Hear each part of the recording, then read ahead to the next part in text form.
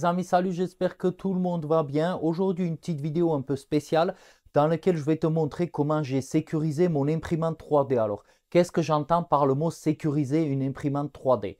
Alors, ce que j'ai fait, c'est que quand j'imprime, moi, je suis jamais chez moi. Donc, je lance une impression et je m'en vais. Permets-moi de mettre mes lunettes un petit coup, s'il te plaît, et siroter un petit chicorée comme d'habitude. Hmm. Donc, je t'explique.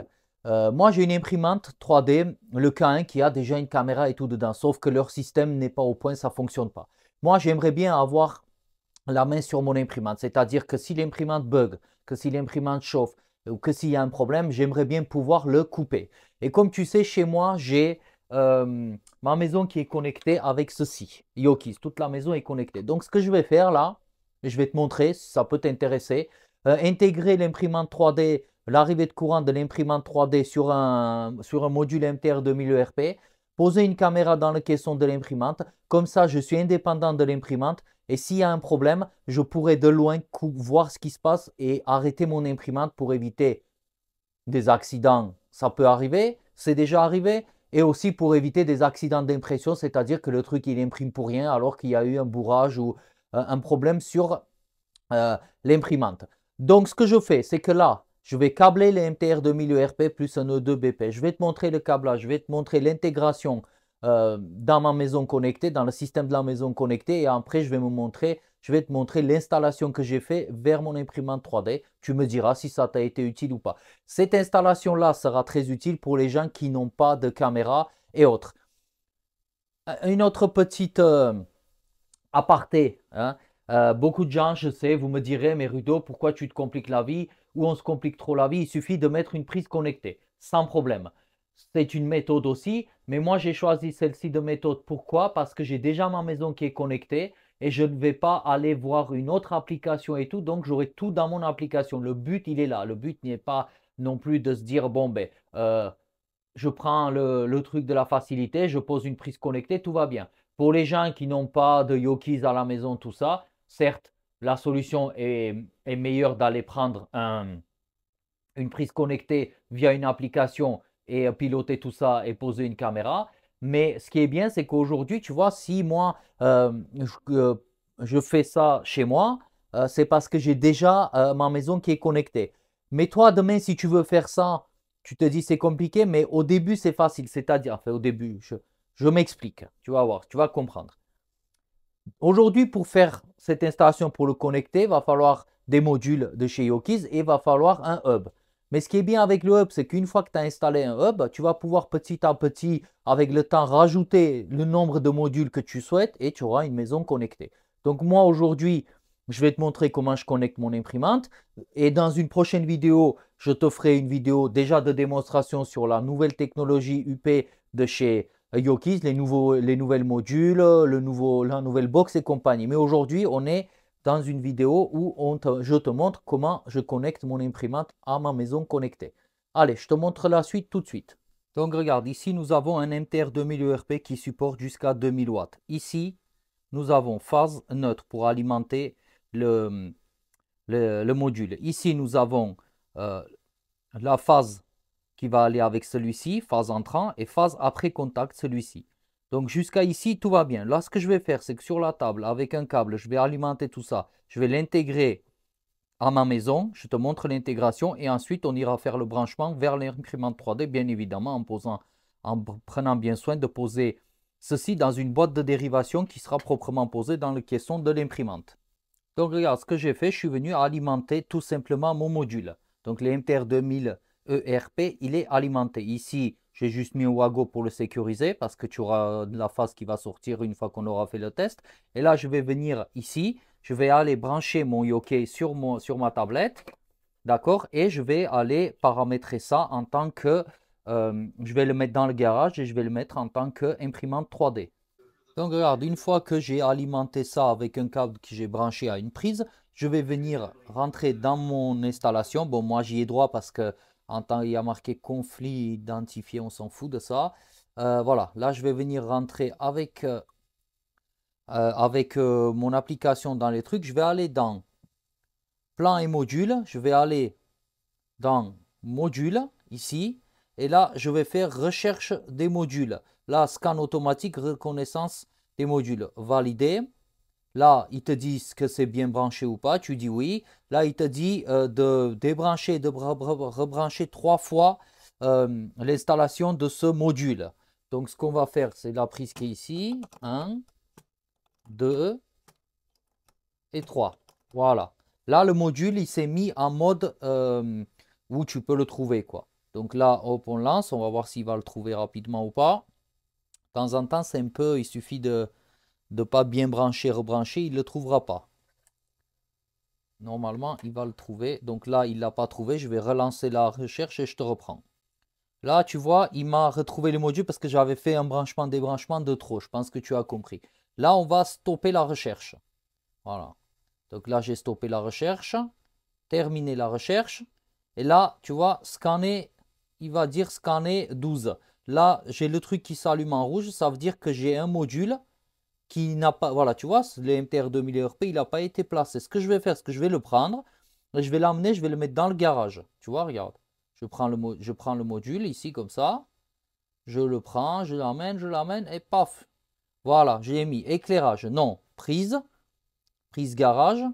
Et là, on va le nommer prise imprimante 3D. Imprimante 3D. Voilà, donc là, je l'ai nommé. Je vais faire OK, valider.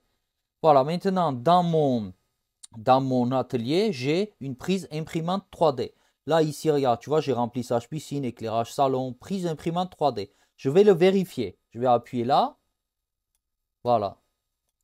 Je ne sais pas si tu entends, il a fait 3 clics. Si j'avais une ampoule ici, ça serait allumé et éteint.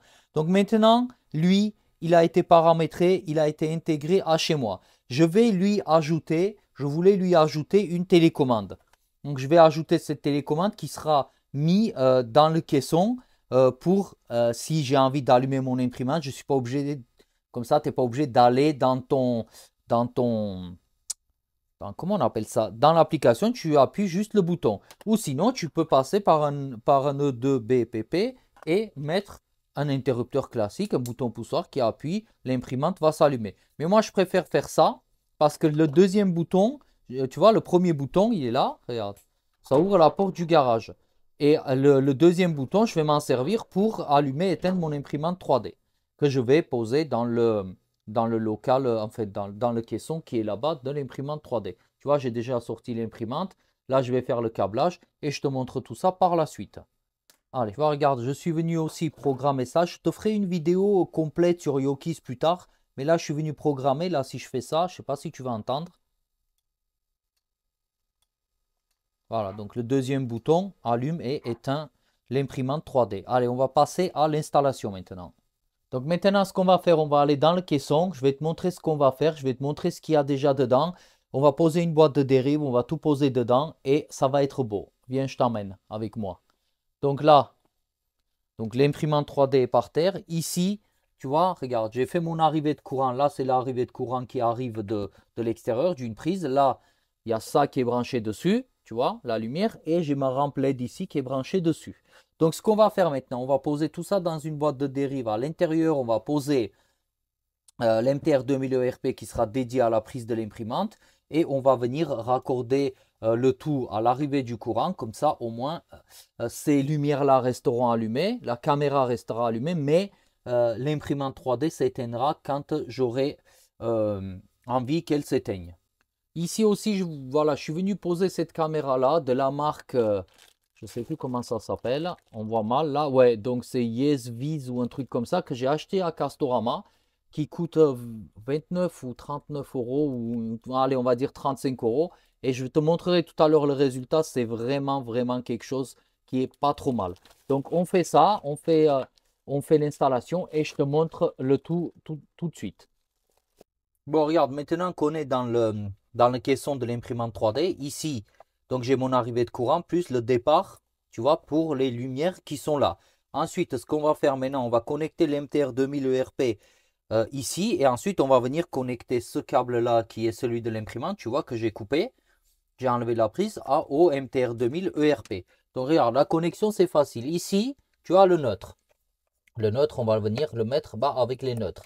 Ensuite, tu as les phases. Qui va alimenter l'MTR 2000, enfin l'MTR 2000 ERP et phase avant contacteur qu'il faut qu'il soit sous phase permanente. Donc ici, voilà, tu vois, hop, les deux.